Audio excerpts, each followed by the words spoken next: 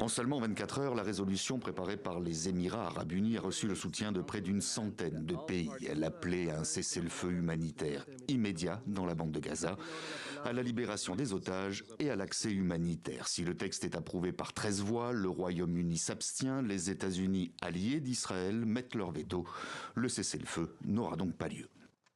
Les États-Unis soutiennent fermement une paix durable dans laquelle Israéliens et Palestiniens peuvent vivre en paix et en sécurité. Nous ne soutenons pas une résolution qui appelle à un cessez-le-feu non durable, qui va simplement planter les graines de la prochaine guerre.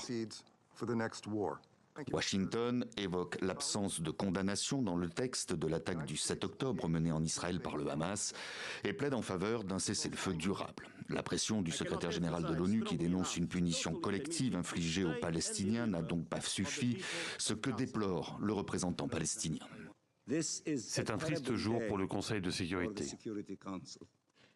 Je le répète, c'est un triste jour pour le Conseil de sécurité. Nous rejetons ce résultat et continuerons à recourir à toutes les voies légitimes pour mettre fin à ces atrocités abominables, y compris la reprise de la session d'urgence de l'Assemblée générale.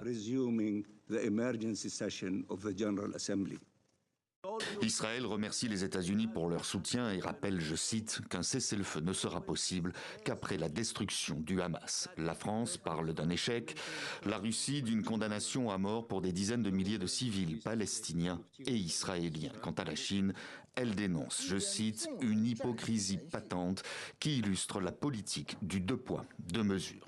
En attendant, sur le terrain, les combats se poursuivent entre l'armée israélienne et le Hamas, où chacun publie ses vidéos pour attester de la violence des affrontements.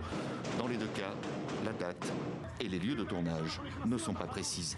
De son côté, la presse israélienne croit savoir que l'offensive israélienne pourrait encore durer 3 ou 4 semaines.